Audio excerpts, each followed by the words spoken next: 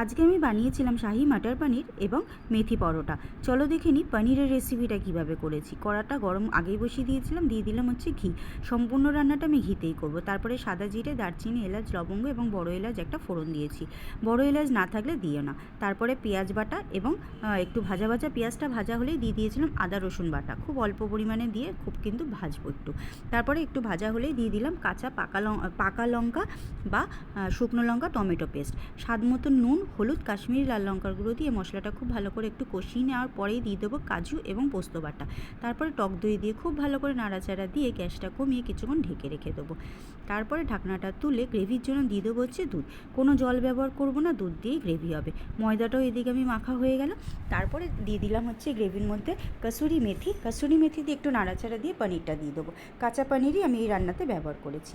নামাবার আগে একটু ফ্রোজেনের মটরশুঁটি, স্বাদ মতন একটু চিনি আর ঘি, গরম মশলা দিয়ে